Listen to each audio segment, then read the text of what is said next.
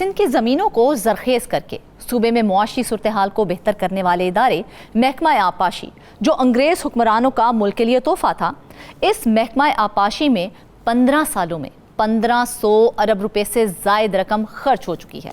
लेकिन सूबे के काश्तकारों की किस्मत में कोई बड़ी तब्दीली नहीं आ सकी है। पानी की कमी का बहरान ताहाल बरकरार है। आबादकार काश्तकार परेशान हैं, लेकिन महकमा आपाशी के मुलाजमीन ये मामलात जो हैं ये चलाने वाले अरबपति बन चुके हैं और बरसात के पानी को ज़ाया होने से बचाने के लिए 12 साल पहले स्मॉल डैम्स के नाम से प्रोजेक्ट शुरू हुआ, जिसमें ज़िला जामशोरो, कराची, ठट्ठा और दीगर अजला में छोटे छोटे डैम्स बनाने थे। लेकिन बदकिस्मती से बहुत सारे डैम्स नाकाम और नाकारा बन गए हैं। इस स्टोरी पर बात करते हैं 92 न्यूज़ इन्वेस्टिगेशन सेल साउथ के इंचार्ज मंसूर मुगीरी से। मंसूर, सबसे पहले तो ये बताएं कि महकमा आपाशी सालाना 50 अरब रुपए कहाँ खर्च करता है? बिस्मिल्लाहिर्रहमानिर्रहीम। मिस फरजाना, जैसे कि आपने कहा कि अंग्रेज़ों की तरफ से ये समझो कि इस मुल्क के लोगों के लिए, सूबे के लोगों के लिए एक तोहफा था। बिल्कुल यकीन माने हमारे बड़े हम जो है ना उसके एहसानमंद हैं कि उन्होंने जिस तरह का शानदार निज़ाम इरिगेशन का हमें दिया, वरना ये मुमकिन नहीं था। अगर वो ना बनाते तो हमारे जो हुक्मरान है इनसे तो हम इतनी तवक्को नहीं कर पाते हैं कि वो इतना बना सकते। उस दौर में, जिस दौर में ना टेक्नोलॉजी थी ना वसाइल थे, उसके बावजूद सूबे में उन्होंने 3 कैनाल, साढ़े 3 बैराजेस, 14 कैनाल, 1600 डिस्ट्रिक्ट माइनर ब्रांचेस बनाए और 45,000 वाटर कोर्सेस का उन्होंने जाल बिछाया। वो तो बेचारे चले गए जिस तरह उन्होंने निज़ाम बना के दिया, लेकिन उसके निज़ाम को इतने बहुत बड़ी रकम खर्च करने के बावजूद मेंटेन नहीं कर पाते। हमने पिछले प्रोग्राम में बताया था कि सखर बैराज का बैराज का जो है दरवाज़ा टूट जाता है और वो दरवाज़ा बह गया। उसके मरम्मत में पता नहीं कहाँ से लोग इन्होंने अरेंज करके किस तरह की मरम्मत की, ये आगे चल के हम बताएंगे। ठीक। लेकिन 40-50 अरब सालाना तरक्याती प्रोग्राम पर हर साल में रखते आ रहे हैं 15-16 सालों में, और यही पैसे खर्च भी हो जाते हैं। और साथ में उन्होंने फिर जो है एक और चालाकी की, lining of canals. Lining of canal के नाम पे 30, 40, 50, 60 अरब रुपए तक सालाना रखते आए। अच्छा। क्योंकि उसको इरिगेशन में शामिल इसीलिए नहीं किया गया क्योंकि इरिगेशन का जो वो बजट का साइज है वो बढ़ रहा था। तो उन्होंने कहा ये तनकीद होगी, लोगों की नजरें आएंगी कि 100 अरब रुपए कैसे और कहाँ खर्च हो रहे हैं। तो फिर उन्हें बड़े महारत से लाइनिंग ऑफ कैनाल के नाम से अलग कर दिया। तो लाइनिंग ऑफ कैनाल पे मैं किसी और प्रोग्राम में बिल्कुल बता दूंगा कि क्या हुआ है। लेकिन अभी आते हैं कि लाइनिंग ऑफ कैनाल पर कितनी रकम खर्च हो रही है मुगीरी साहब? प्रोग्राम पे वो 40-50 अरब सालाना जो है उस पर खर्च हो रहे हैं। उसके अलग में डिटेल ले आऊंगा नेक्स्ट प्रोग्राम में। अभी हम आते हैं इरिगेशन के सालाना तरकीब, जो इरिगेशन के लिए इन्होंने हर साल में रखा है। तो 30, 40, 50, 60 अरब रुपए तक भी ये गए हैं सालाना तरकीब। उसमें से एक कंपोनेंट है स्मॉल जितने डैम। पैसे महकमा आपाशी पर खर्च हुए हैं, इससे तो पूरे दरियाए सिंध की जो है वो लाइनिंग हो जाती है। जी, आप बिल्कुल सही कह रही हैं। मैं अगर ये बताऊं कि 15-16 सालों में कोई 1500 अरब खर्च हुए इरिगेशन पे। कितने? अच्छा। 1500 अरब। उसमें 11-1200 अरब सिंध गवर्नमेंट ने लगाए हैं और बाकी 300-400 अरब रुपए जो है फेडरल गवर्नमेंट के प्रोजेक्ट्स हैं और जो फॉरेन फंडेड है वो प्रोजेक्ट उस पर लगे हैं। तो 1500 अरब बहुत बड़ी रकम है। आप सही कह रही हैं। ये अगर पूरी रकम खर्च हो जाती तो दरिया के दूसरे दोनों किनारों और उनका जो पेट है उसकी लाइनिंग हो जाती, दरिया पूरा पक्का हो जाता। लेकिन बदकिस्मती से कि वो नहीं हो पाया। लेकिन जो स्मॉल डैम्स की मैं बात करना चाह रहा हूँ कि स्मॉल डैम्स प्रोजेक्ट शुरू किया गया कि बरसात की वजह से जो पानी आ रहा है मुख्तलिफ पहाड़ों से, उनके पानी को सेव किया जाए, उनको स्टोर किया जाए ताकि उससे मज़ीद आबादी की जाए। तो ये 2009-10 में प्रोजेक्ट शुरू हुआ। 2014-15 में मुझे याद है कि कायम अली शाह साहब ने एक प्रेस कॉन्फ्रेंस में, भरी प्रेस कॉन्फ्रेंस में कहा कि मुझे पता चला है कि 40-50 अरब रुपए के घपला हुआ है इस प्रोजेक्ट में। अच्छा। और मैंने एंटी करप्शन को इंक्वायरी दी है 2014-15 और आज 2024 है। वो एंटी करप्शन की इंक्वायरी कहाँ है? किसी को कुछ पता नहीं। क्यों इस बात को छुपाया जा रहा है? कोई नहीं जानता। पूछते हैं, कहते हैं, देखते हैं, चेक करते हैं, हमें पता नहीं है। ऐसे तो नहीं चलेगा ना। अब मुगेरी हुआ क्या साहब, है, हम तो रकम जब 1 अरब भी कहते हैं ना, तो 1 अरब कहने से ही हमारा मुंह भर जाता है, तो 1500 अरब ये इतनी बड़ी रकम है। इसके मुसर्रफ पर कोई निगरानी का निजाम नहीं है कि इतनी बड़ी रकम कहाँ खर्च हो गई, कहाँ लगाई गई भाई? 1500 अरब का मतलब है 15,000 करोड़। बिल्कुल 15,000 करोड़ कहने में आसान है, लेकिन नहीं कहने में भी मुंह भर जाता है। ये यहाँ कम अफसरान और उनके हवालियों में ज़्यादा खर्च हो गए। मैं आपको एक छोटी सी मिसाल बताऊं, जो सिटिंग सेक्रेटरी है इरिगेशन के, कुछ 1-2 साल पहले उनके घर की वीडियो वायरल हुई। वो घर नहीं था, महल था, महल। आप समझ सकते हैं 19-20 ग्रेड के अफसर ने कितने अरब लगा के वो घर बनाया होगा। कोई पूछने वाला नहीं, कोई करने वाला नहीं। इसी तरह बहुत सारे इंजीनियर्स हैं, बहुत सारे सुपरिटेंडेंट इंजीनियर हैं, चीफ इंजीनियर हैं, वो अरबपति खरबपति हैं। तो पैसा तो इस तरफ भी गया, इस तरफ भी गया, और उनके जो हवारी है, उनके रखवाने वाले, उनकी तरफ भी पैसा गया है, हुक्मरानों की तरफ भी पैसा गया है। तो मजमूई तौर यहाँ फील्ड में, ग्राउंड में पैसा कम लगा है, यहाँ ज़्यादा। तो मैं ये बता रहा था स्मॉल डैम्स के बारे में कि एंटी करप्शन की जानिब से जब मामला उन्होंने ठंडा कर दिया, तो अभी रिसेंटली FIA ने शुरू कर दिया। हालांकि अच्छा। हम देखते हैं कि FIA सूबे के मामला में इंक्वायरी नहीं करती। जी हाँ, बिल्कुल, हमने कभी नहीं देखा। एक बार हमने देखा था जब नवाज शरीफ साहब वजीर आजम थे, तो मखदूम अमीन से फ़हीम साहब ने MNA के तौर पर उनको 14-15 करोड़ रुपए मिले थे फंड मटियारी में खर्च करने के लिए।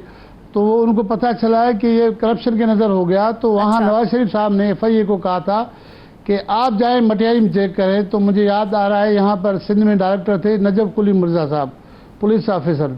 अच्छा। उन्होंने जब इंक्वायरी किया, पता चला कि 14-15 करोड़ में से 8-10 करोड़ रुपए तो अफरान खा गए। अच्छा। फिर उनकी वजह से, इंक्वायरी की वजह से अफसरान गिरफ्तार हुए, जेलों में चले गए। ठीक। तो उसके बाद कोई 10-12 सालों के या 13-14 सालों के बाद दोबारा FIA सिंध के एक महकमे आपाशी के इस स्मॉल डैम्स पर तफ्तीश शुरू कर दी है। अब देखना यह है कि 100 अरब रुपए से ज्यादा इस पर खर्च हो चुका है स्मॉल डैम्स के नाम पे। जो मेरे सोर्सेज वो कह रहे हैं कि उन्होंने कुछ डैम्स का विजिट किया है, वो कह रहे हैं कि उनकी हालत इतनी ख़राब है कि अगर जेन्युइन तरीके से FIA पे जेन्युइन तरीके से करे तो जितने भी ये बंदे हैं जिन्होंने काम कराया है, FIA ने उनके 16 बंदों का नोटिस निकाला है, 16 बंदों का नाम दिए हैं, जिसमें इमाम हुसैन है, सैयद जाद अली शाह है, नोमान निकाला, तो कोई कार्रवाई भी की गई मुगीरी साहब? मेमन, इखलाक मेमन। अभी उन्होंने मालूमात ली है कि इन बंदों के बारे में हमें बताएं और इस प्रोजेक्ट पे कितना खर्चा हुआ है। उन्होंने फाइनेंस से और फाइनेंस के माते जिले अकाउंट अफसरान से पूछा है, क्योंकि स्मॉल डैम्स 3-4 अजला में काम हुआ है। सबसे ज़्यादा जामशोरों में हुआ है, कराची में हुआ है, शायद थोड़ा बहुत इस एरिया में, ठट्टा के एरिया में हुआ है। तो 3-4 अजला जहाँ पर ये छोटे डैम बनाए गए हैं, लेकिन डैमों की हालत बहुत ख़राब है। पैसा ज़्यादातर वहाँ नहीं लगा है, अफसरान और उनके जो हवारी है वो पैसे ले गए। अब अल्लाह करे कि FIA को इतना अख्तियार मिले और जेन्युइन तरीके से ये इंक्वायरी करें और कौम को बताएं कि जितने मुगीरी साहब, महकमा आपाशी को चला कौन रहा है, कौन चलाता है इसको? 1000 करोड़।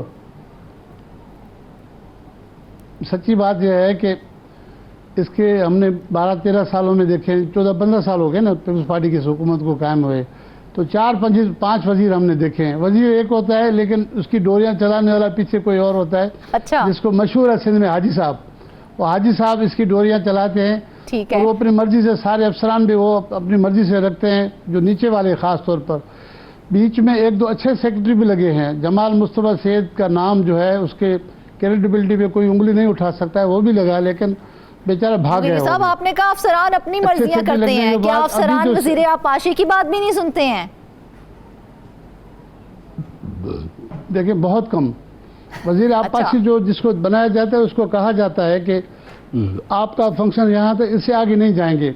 अच्छा। ट्रांसफर पोस्टिंग जितनी भी होंगी वो हाजी साहब की मर्जी के मुताबिक होंगी। ठीक। तरक्याती कामों में किस प्रोजेक्ट पे कितने पैसे जाने, वजीर साहब को थोड़ा बहुत जो है वो स्पेस मिलता होगा, अदरवाइज यानी कि मुगीरी साहब, हम ये कह सकते हैं कि वजीर से ज्यादा डाटा है अफसर।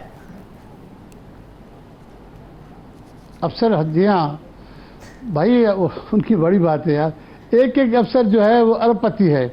ठीक। उनके आप देखिए ना एसेट्स जो उन्होंने डिक्लेयर किए होंगे, 17 ग्रेड में आए, 16 में आए, तो उस टाइम उसके कितने एसेट्स थे अभी जाके देखें, उनके गाड़ियां देखें, उनके घर देखें, उनका लाइफ स्टाइल देखें, उनके बच्चों की एजुकेशन देखें। बिल्कुल। फॉरेन ट्रिप उन्होंने कितने किए हैं जाती अखराजात पे, यहाँ से पता चलता है ना कि उसके लाइफ स्टाइल में ये इतना पैसा कहाँ से आ रहा है। बिल्कुल ऐसा ही है। तो खुदा करे कि इस तरह से की नौबत आए कि ये पता चले। अच्छा, एक मजेदार बात और भी बताना चाह रहा हूँ, आप हैरान हो जाएंगे, हमारे नाज़रीन तो परेशान हो जाएंगे। अच्छा। शिमाल डैम्स में 100 अरब रुपया बताया गया ग्रीसिंग दरवाजों को ग्रीस लगाने के लिए। अच्छा। आप सोच सकती है कि 100 अरब रुपए का ग्रीस लगाया गया दरवाजों पर। हैरान कुन है। मुझे सोर्स ने दावा से कहा है कि आप चेक कराएं इनके कागजात, FI चेक कराए तो उनको पता लग जाएगा कि 100 अरब रुपए ग्रीसिंग पे लगाए हैं कि दरवाजे जो नीचे ऊपर होते हैं उनको ग्रीस लगाया जाए ताकि वो जंग न लगे। 1 अरब, वो भी सिर्फ ग्रीस के लिए। मुगीरी साहब क्या बात कर रहे हैं। तो इसीलिए तो बहुत ज्यादा पैसे हैं, बहुत ज्यादा पैसे हैं। मैं यही तो कह रहा हूँ कि शिमाल डैम्स पे बहुत बड़ी इंक्वायरी होनी चाहिए। तो ये जो ग्रीस का खर्चा है ये कागजात में भी शो किया गया मुगीरी साहब। एग्जैक्टली, ग्रीस का खर्चा कागजात में शो किया गया, वहां तो ग्रीसिंग नहीं हुई। उन्होंने अपनी ग्रीसिंग जरूर की है, अपनी ग्रीसिंग करके खुद को बहुत जबरदस्त कर दिया है, अपने लाइफ स्टाइल बदल दिए, जबरदस्त ग्रीसिंग उन्होंने की है। क्योंकि हम तो देख रहे हैं ना, हम उन बंदों को जिसको 15-20 साल देख रहे थे वो आज पता नहीं क्या से क्या बन गए। जैसे मैंने सेक्रेटरी इरिगेशन की बताई है। मुगीरी साहब, हम जैसा बंदा कॉमन मैन सोचने पे मजबूर हो जाता है। इतनी बड़ी रकम जब वो सुनता है तो क्या कागजात में खर्च की गई रकम को मौके पर जाकर चेक नहीं किया जाता? देखिए, मैं यही तो कह रहा हूं कि जो चेक करने के लिए CM सिंध कायम अली शाह साहब ने एंटी करप्शन को खुद कहा कि इसकी इंक्वायरी मुझे करके दें, लेकिन आज तक किसी को पता नहीं उस इंक्वायरी का क्या हुआ।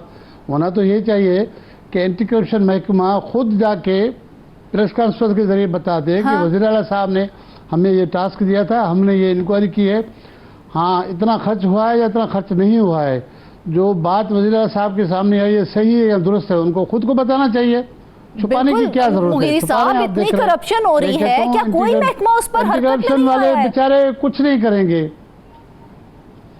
देखिए ना, वज़ीर आला के अंडर में CMIT है, चीफ मिनिस्टर इंस्पेक्शन टीम, उसके अच्छे चेयरमैन रहे। अभी वाली खातून चेयरमैन है, अगर उसको वज़ीर आला सिंध जो मौजूदा है मुराद अली शाह साहब, उसको असाइनमेंट देना कि मुझे आप भी करके दे, सिर्फ FIA एंटी करप्शन क्यों, आप भी करके दे, ताकि पता लग जाए। 3-4 एजेंसियां जानी चाहिए और हर एक की अपनी अपनी रिपोर्ट देखनी चाहिए।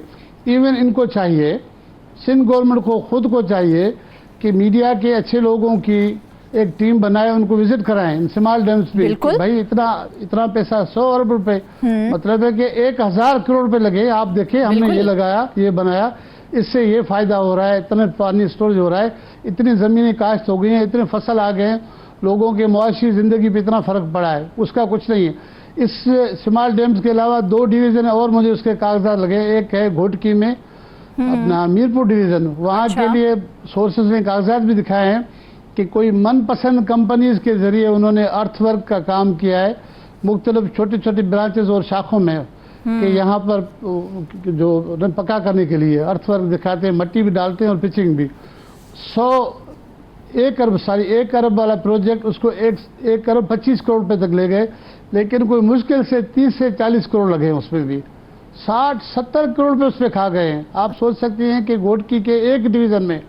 इसी तरह मुझे एक सोर्स ने और बताया है, यहाँ पे जामशोरो जो वज़ीर आला साहब का अपना डिस्ट्रिक्ट है, वहाँ पर है शहबाज डिवीज़न।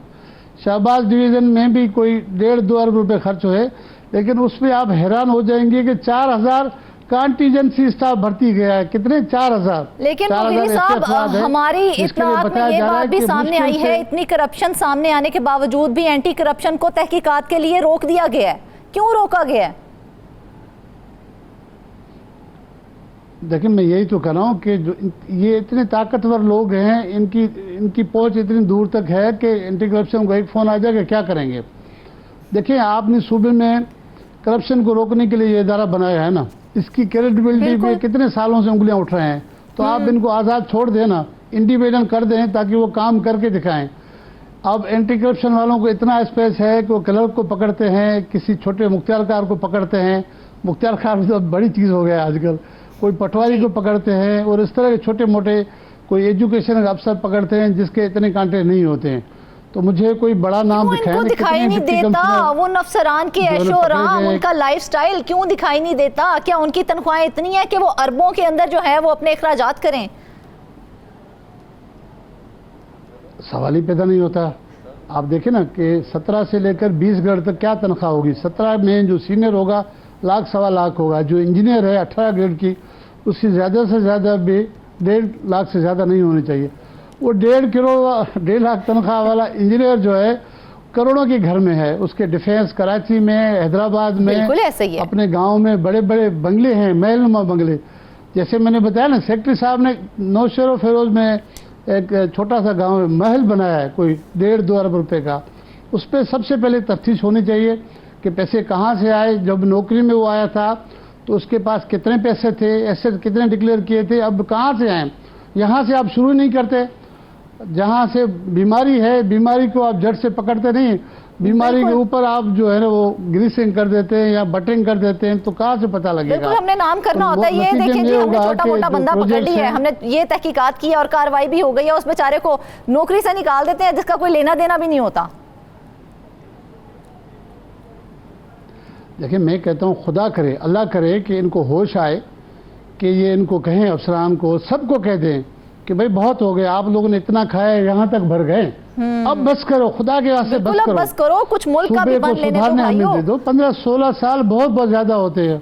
हाँ, जिस मकसद के लिए महकमा बनाया, जिस मकसद के लिए आप बजट दे रहे हैं, बजट भी दे रहे हैं और ये खा रहे हैं, बदनामी किसकी हो रही है? सरकार की और पार्टी की। बिल्कुल ऐसे ही है। अब बदनाम तो फिर एट द एंड गवर्नमेंट होती है।